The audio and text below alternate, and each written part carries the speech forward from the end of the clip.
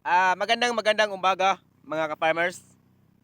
Sa video natin ngayon, ako'y nagpapasalamat sa mga sumuporta kay Junes TV. O yun na nga idol. Gusto kong ituloy-tuloy ang pag-share sa inyo sa mga pamamaraan dito.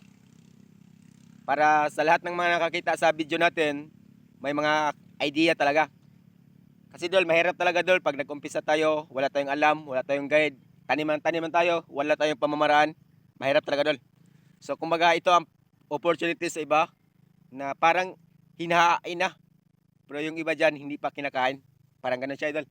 So yung mga pamamaraan ko, idol, ito ang actual na ginagawa ko dito. Lalo na po sa sa natuklas sa Junes TV ngayon. Dahil po, napakamahal na talaga sa abono.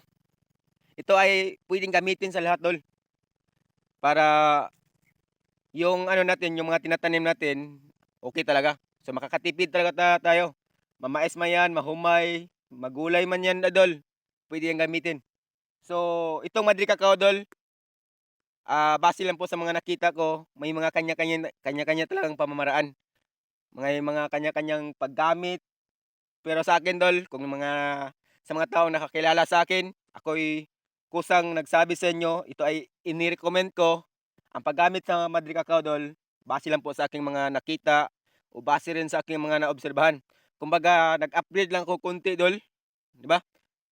Siyempre, bilang isang ka-farmers, gusto ko talagang i-upgrade konti ang aking nakita sa social media o kaya sa aking mga nakita sa Google. Kasi sinesearch ko yan, Dol. At ito nga, Dol. Ito ang kalabasan sa organic fertilizer gawa sa Madri Cacao. So nakakatipid talaga tayo ngayon. Kasi kapag bumili tayo ng Megatonic, yung mga foliar na ini-spray natin, magkano yun, Dol? Mga 1,000, 2,000, ganun siya. Pag dipindi sa bilhin natin. So ganun siya, Dol. Kung nakatipid tayo, pero take note lang, no? Para malaman sa lahat kasi ito ang video na yung iba talaga hindi sinasabi na ang Madri Cacao, once na ito ay binabad sa tubig ng 2 linggo o 1 linggo, what else, maamoy talaga, dol. Maamoy. Pasensya na po sa mga kumakain dyan, pero sa totoo lang, ang Madri Cacao sa paggawa mo pa lang, doon ka nag-sacrifice kasi amoy tai talaga, dol. O totoo yun. Huwag niyo akong sisihin, totoo yun. At saka yun nga, dol, nag-upgrade tayo. Dahil po amoy tayo ang mabango siya sa mga langaw. So ang ginagawa natin, dol, minimix ko lang po yung gold para sa mga insekto o pantaboy sa langaw, dol. Yun lang naman. Ang Madri Cacao, dol, may mga insekto na takot din sa kanya o mamatay, dol. Kaya ganon, naghalo tayo ng gold. Ang timpla naman natin, pakinggan nyo. Ang timpla naman natin, dol, 40 ml din sa isang 16 liter na tubig. So yung timpla natin sa Madri Cacao ay 1.5 liters sa isang 16 liter na tubig. Dol, tandaan nyo, wag nyo nang ulitin. So, siyempre nagpapasalamat din ako sa mga taong sumusuporta, sa mga taong na hindi pumapansin. Pero, Dol, sana may share nyo ang video natin para may mga taong makakita at pwede yung gayahin. Kasi hindi ako takot kung marami na tayong magtanim ng ganito, Dol. Kahit mahal ang abono, at least may mga natulungan tayo kung paano. So ito na po, Dol. Oh, ito ang mga pinaghirapan natin. Kaya ni Junes TV na trabaho ng ganito. Tandaan nyo, isipin nyo. Mga alas 6 pa lang, Dol. Nakagawa tayo ng 2 lumbay. Oh, ito kabaw. Oh. Sino ba ang nakagawa nito? Alas 6 pa lang. Parang buo na yung araw natin. Ito, Dol, malaking bagay na to sa mga taong na walang ginagawa dyan. Di ba? Tapos siguro makagawa pa tayo na, Dol, mga 3. Hanggang alas 7, Dol. Malaking bagay na yun. Bubugalin nyo lang to. Tapos yung damo, huwag kayo na magproblema dyan. Sa mga nakakita sa video natin, kung paano makatipid din. Kasi yung iba kasi nakita ko talaga halos lahat ng mga gumamit ng Roundup or herbicide sa Roundup, Dol. Isang lata o sobrang lata. Isa kalahati, ganun siya, Dol.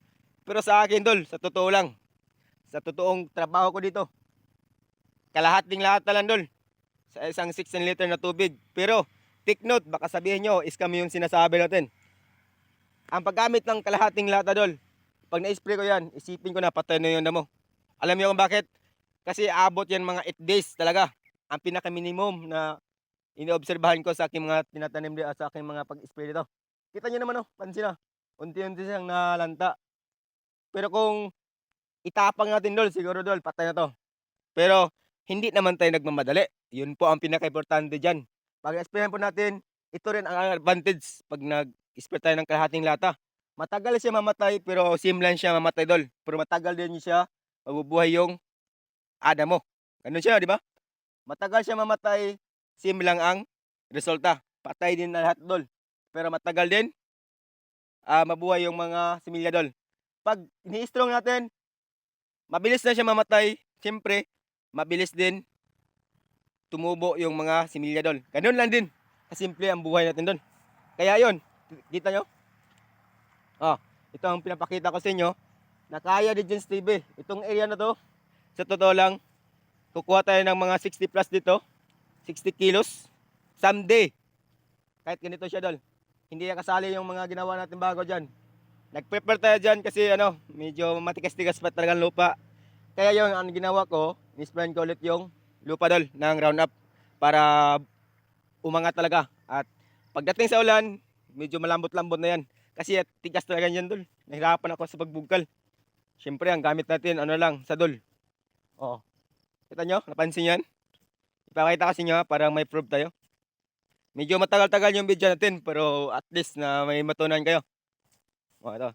Ito ang last nating spray dito. Kita yung nauna, Dol? Isipin nyo. Isipin natin kung ganito ang resulta. Sino bang nakagawa dito? Kita nyo, Dol? So, yung natira dito, nasa atin lang discard nito. Pag mga natira nito, pag nagbukal tayo ng dito, yung mga natira, gagabutin nila natin. Simple lang to, di ba? Sino ba nakaano dyan, Yun na nga ang buhay natin, Dol. Ito na. Yung mga natira dyan, pag nagbukal tayo sa lupa dyan, sa ating mga tinatanim, gagabutin na lang yan. At least nga hindi natamaan yung tinatanim natin. Kasi ang contact herbicide ay isa sa mga napakagandang gamitin, napakatipid. Yung iba kasi diyan hindi naka-relate ba? Di ba? Goods kayo? Yung mga scam ta.